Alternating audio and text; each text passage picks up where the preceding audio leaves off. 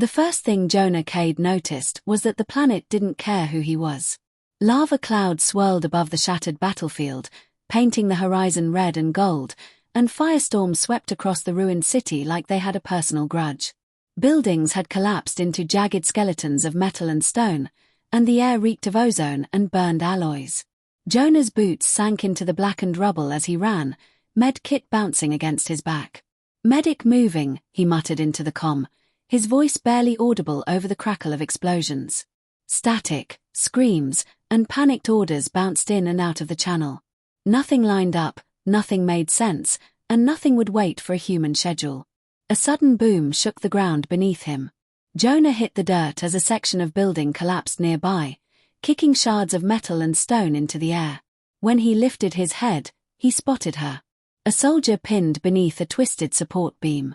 She looked almost human, if you ignored the deep violet of her skin, the glowing silver streaks along her temples, and the long, sweeping fins that extended from the sides of her head. Her armor was shattered, one arm twisted awkwardly under debris. "Hey," Jonah called, sliding closer.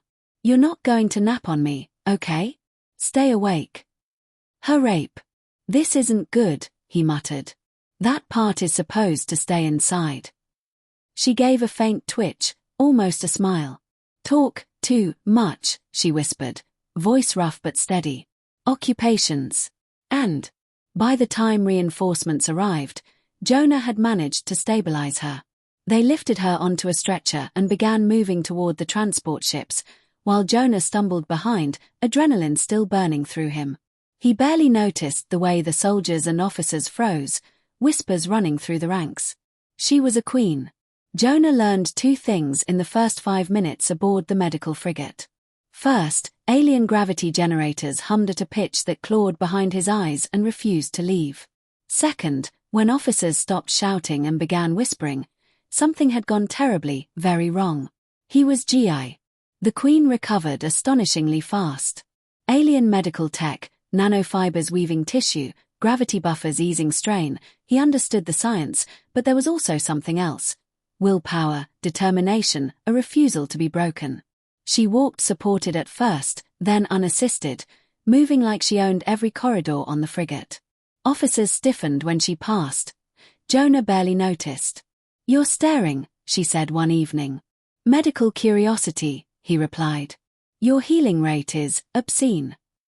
"That would bankrupt human hospitals," she said dryly. "Because." He learned about the war in whispers and glimpses. Enemy forces retreated. Legends formed. Misara's choice to fight alongside her troops became a story told in quiet reverence. And Jonah, the human medic, had inadvertently become part of it. "They believe your story distracts from the war," she said one day. "I get that a lot," he replied. "Duh." I said. "I'm not human," she replied. "No," he said gently. "But you are a person. That's usually where I start." For a long moment, the hum of the ship filled the silence. Then she shared a piece of her past. "Distance is survival," she said quietly. "A queen who is close will be crushed. A queen who is distant will endure." "And then you dragged me into a crater and yelled at me to stay awake," Jonah said. "Yes," she admitted. "I wanted to see what my soldiers saw. The ground, the fear, the noise." Jonah nodded. 0 stars. Would not recommend. She laughed. A real, human laugh. Something shifted in him. Something fragile and steady. Advice. Later, alone in the mess hall, Misara approached him. "You are avoiding people," she said. Nonsense. "Advanced human military doctrine," he said. "They believe you remind people that survival matters," she said. "That even queens bleed, and anyone can be lost." Jonah exhaled slowly. "I've been told I'm inconvenient." "Yes," she said softly. "And sometimes inconvenience is the only thing that matters." The war ended quietly. No triumphant broadcast, no single explosion. Reports slowed. Enemy signals vanished. The frigate drifted above a planet that would someday heal. Jonah worked out of habit, checking vitals that didn't need checking, reorganizing supplies that were already perfect. "You look lost," Misara said one evening. joining him on the observation deck. She stood without armor, without entourage, her long fins catching starlight. "I ran out of emergencies," Jonah admitted. "There are." "Yes," he said. "I just wasn't prepared for it." They had not spoken much during the final days of the war. Duty had pulled her one way, exhaustion him another. Yet nothing between them had broken. It had settled. Quiet, steady, unshakable. Jonah understood something important. He no longer flinched when officers addressed him. He accepted gratitude quietly. He could survive. And sometimes, simply surviving was enough to change the shape of a war. He would be reassigned soon, to help rebuild, to patch the wounded left behind. Misara studied him before departure. "You will be good at it," she said. "That. It is earned," she said softly. He nodded, feeling a weight settle inside him. Not loss, not fear, but completion. They stood together, human and starborn queen, survivors of an impossible moment in a crater that had reshaped their lives. "Go," she said. "Heal what remains." "You too," he said. "Just maybe don't bleed out again," she teased, long fins tilting back in amusement. "No promises," he replied. The stars stretched endlessly outside the viewport as the transport carried him away. Jonah Cade, human medic, had discovered that sometimes the bravest thing was simply treating someone like they could be lost, and that was enough. Ree Tanner watched the stars streak past the viewport as the frigate adjusted its course toward the rebuilding zones. The war was over, at least in a conventional sense. But the aftermath of combat was its own kind of chaos, less loud, less immediate, yet far more relentless. Bodies were coming in, wounded civilians, soldiers who had survived but not unscathed, and the alien medical technology that had saved Misara's life now hummed over countless others, weaving flesh and bone with quiet precision. Ree rubbed the back of his neck, exhausted in a way that no battlefield had ever made him feel. Survival had a price, and he was paying in sleepless nights and constant tension. Yet there was a subtle difference now. People no longer ignored him or assumed his work could be done by anyone. When Ree moved, heads turned. When he spoke, ears listened. Not always politely, sometimes with annoyance, sometimes with awe, but attention was now his constant companion. "Mass. You're staring," she said, her tone soft but deliberate. "Medical with." Her gaze softened, but only slightly.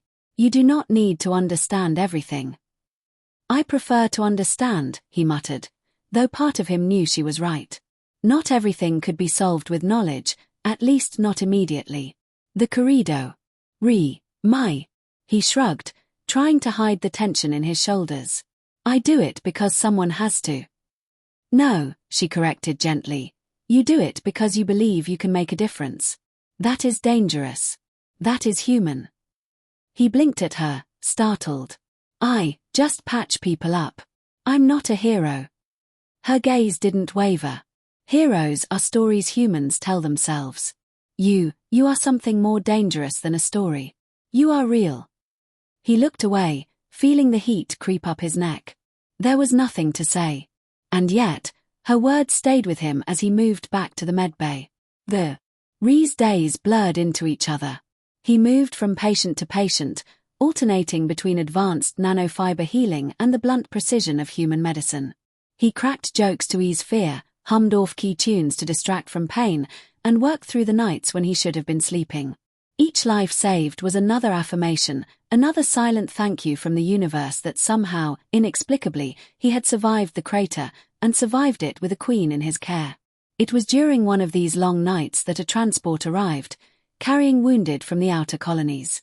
One of them caught Ree's eye immediately, a young alien soldier, not yet 20, blue skin streaked with scars, breathing shallowly. He reminded Ree of Misara when he first saw her, and the memory sent a pang through him. "Careful with the legs," the attending medic warned. "She almost didn't make it." Ree nodded, already moving. His hands worked with practiced precision, steady and unflinching even as the scanner lit up with warnings. "Relax," he muttered, mostly to himself. "I've done this before." And he had. Hundreds of times. Tens of species.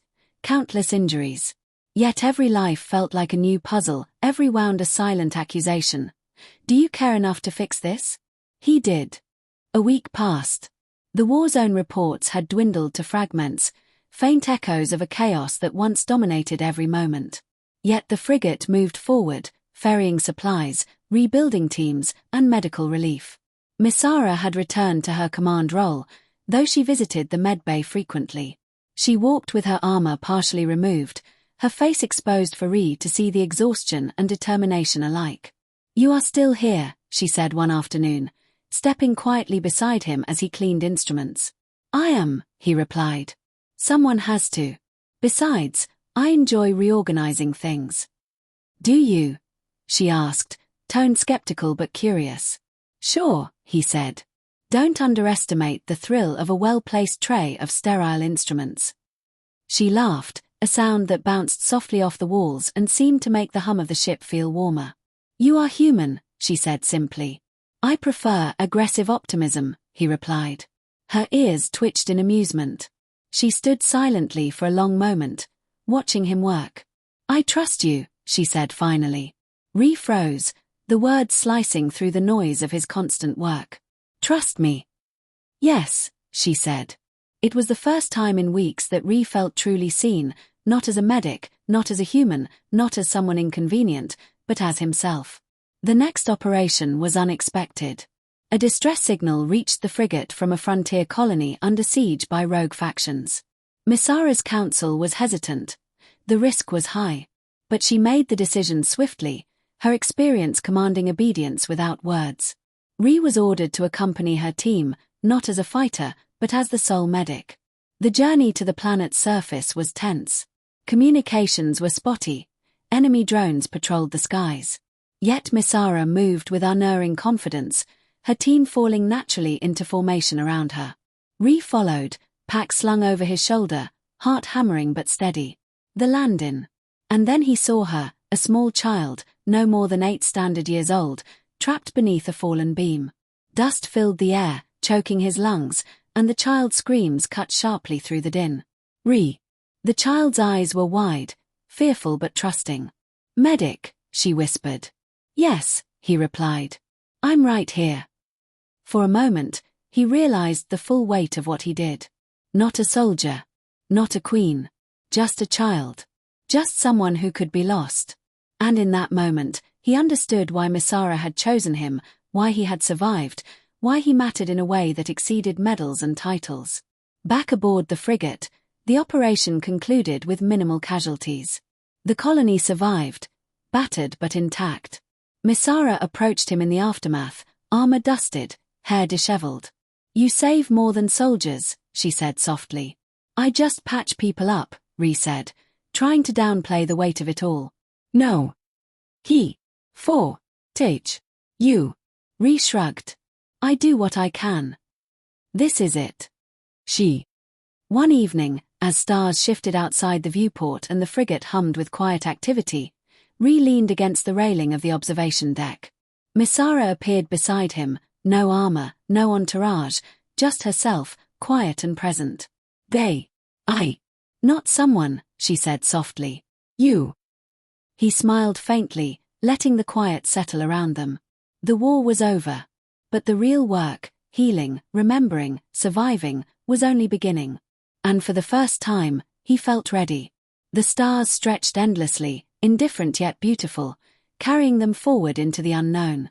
And Ree Tanner, human medic, survivor, and quiet witness to history, understood that sometimes the bravest act was not charging into battle, but seeing someone as human, as mortal, as alive.